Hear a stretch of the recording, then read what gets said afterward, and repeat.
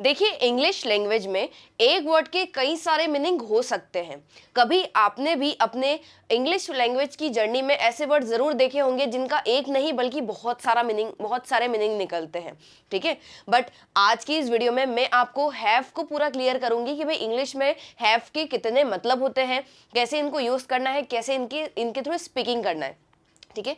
सारे वर्ड्स का अलग अलग मीनिंग है। सारे वर्ड्स को आपको एंड तक देखना है, किसका कैसे हम लोग यूज कर सकते हैं, कहाँ पर यूज कर सकते हैं, ठीक है।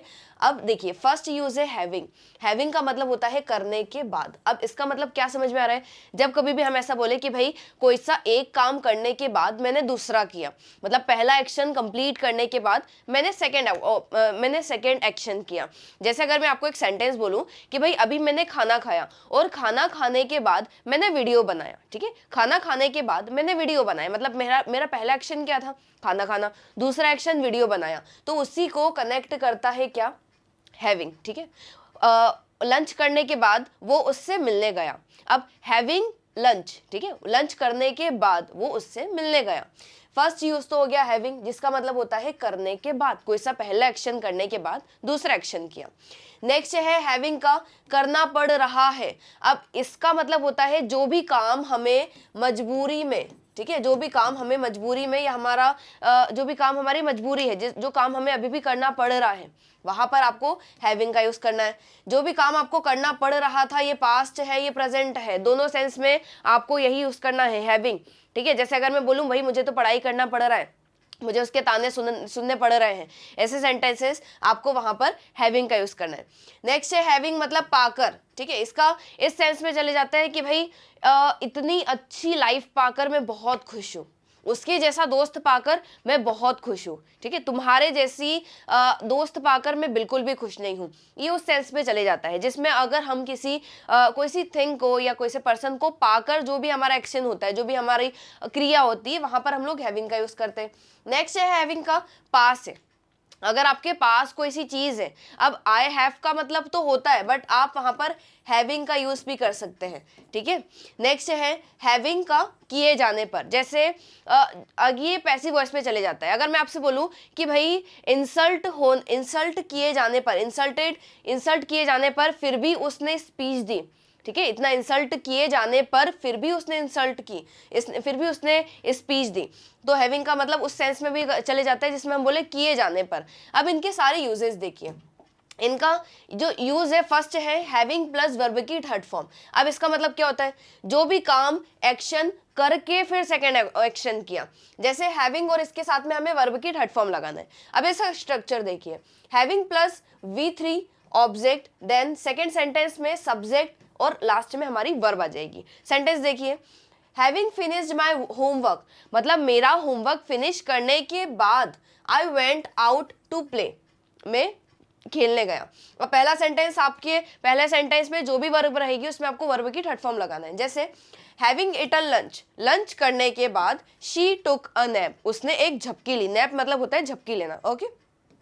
Having completed the project they submitted it to the teacher, मतलब प्रोजेक्ट कंप्लीट करने के बाद उन्होंने उनके प्रोजेक्ट को टीचर को सबमिट किया। Having completed the project, having eaten food, having gone there, having talked to him. ये सारे ऐसे सेंटेंसेस हैं जिसमें आप इस तरीके से बोलते हैं कि ये काम करने के बाद मैंने दूसरा किया, ओके। अब कभी भी अगर आपको ऐसा कोई सा सेंटेंस बोलना है ना, इस स्ट्रक्चर का जरूर यूज करिए।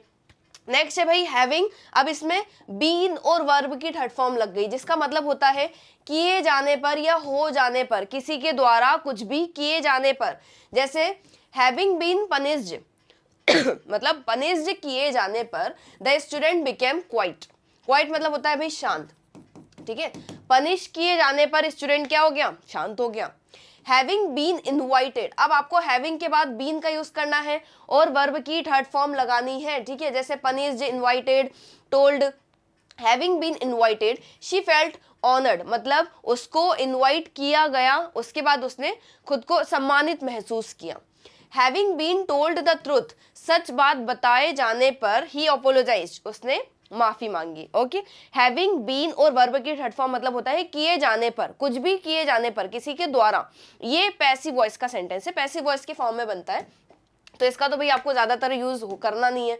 अब नेक्स्ट है इज एम आर और हैविंग, इसका यूज देखिए। Is am are having to मतलब जो भी काम आपको करना पड़ रहा है, जो भी काम प्रेजेंट में मजबूरी में करना पड़ रहा है, मतलब आपकी इच्छा नहीं है बट फिर भी आपको मजबूरी में करना पड़ रहा है। जैसे I am having to work late this days, मतलब आजकल के दिनों में मुझे काम लेट करना पड़ रहा है, लेट तक काम करना पड़ रहा है, ठीक है। She is having to cook because the maid is on leave, अब भाई मेड है वो छुट्टी पर है तो उसे खाना पकाना पड़ रहा है। She is having to cook food, इसके बाद में आपको टू का यूज भी करना है, ठीक है। She is having to cook food, I am having to teach you, they are having to come here, ये सारे ऐसे सेंटेंसेस है जिसमें किसी पर्सन को कोई सा काम करना पड़ रहा है। नेक्स्ट है we are having to wait a lot due to traffic, traffic के कारण हमें वेट करना पड़ रहा है। अब इसी का अगर आप लोग पास्ट सेंस में बनाते हैं तो करना पड़ रहा था, ठीक है। अब यहाँ पर हैविंग टू और करना पड़ रहा था, जो भी काम आपको मजबूरी में पहले करना पड़ रहा था बट अभी नहीं करना पड़ रहा है। जैसे I was having to travel every day during that project, उस प्रोजेक्ट के दौरान मुझे डेली ट्रेवल करना पड़ रहा था। आई वॉज हैविंग मतलब करना पड़ रहा था। She was having to manage everything alone, अब उसे सब कुछ अकेले संभालना पड़ रहा था। आप खुद भी सेंटेंस इसकी बनाकर देखिए, ठीक है। जैसे I was having to cook food when my mother was not at home, मतलब जब मेरी मम्मी घर पर नहीं थी ना तो मुझे खाना बनाना पड़ रहा था, but now my mom is at home so she cooks food. They were having to borrow money at the time, मतलब उन्हें बोरो मतलब क्या होता है, उधार लेना, ठीक है। उन्हें पैसे उधार लेना पड़ रहा था, ओके उन्हें पैसे उधार लेना पड़ रहा था, जो भी काम करना पड़ रहा था उसमें सिंपल सा वॉज वर लगा देना है। नेक्स्ट है हैविंग का, कि भाई किसी को पाकर, कोई सी चीज, कोई सी वस्तु या किसी इंसान को पाकर जो हमारा रिएक्शन होता है वो अगर हम बताते हैं। जैसे having you in my life, तुम्हें मेरी लाइफ में पाकर आई फील कंप्लीट, मैं खुद को पूरा महसूस करती हूँ। Having you in my life I feel complete. Having such good friends I feel blessed, मतलब इतने अच्छे दोस्त पाकर मैं खुद को ब्लेस्ड महसूस करता हूँ।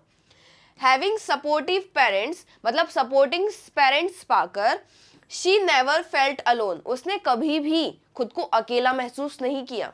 नेक्स्ट देखिए, नेक्स्ट है भाई इज एम आर हैविंग, मतलब होता है अगर आपको कुछ हो रहा है, जैसे सेंटेंस से समझ में आएगा। सेंटेंस देखिए, I am having a great time, she is having a headache, we are having lunch, मतलब जब कभी भी आपको कोई सी चीज हो रही है, जैसे मैं बहुत अच्छा समय बिता रहा हूँ, उसे सिर दर्द हो रहा है, हम लंच कर रहे हैं, जो भी काम आप लोग कर रहे हैं, इसका थोड़ा सा अलग मतलब हो जाता है। इसमें आपको सिर्फ इज एम आर और हैविंग का यूज करना है। जैसे I am having a great time, मैं बहुत अच्छा समय व्यतीत कर रहा हूँ, बहुत अच्छा समय बिता रहा हूँ। आई एम हैविंग मतलब जो चीज आप अच्छे से कर रहे हो।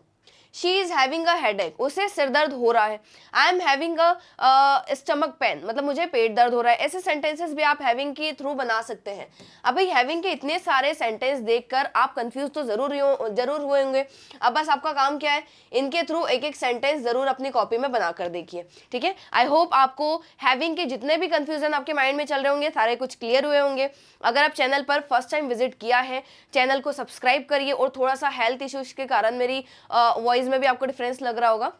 अगर आप चैनल पर नए आए हैं, चैनल को सब्सक्राइब करें, शेयर करिए। Thank you for watching.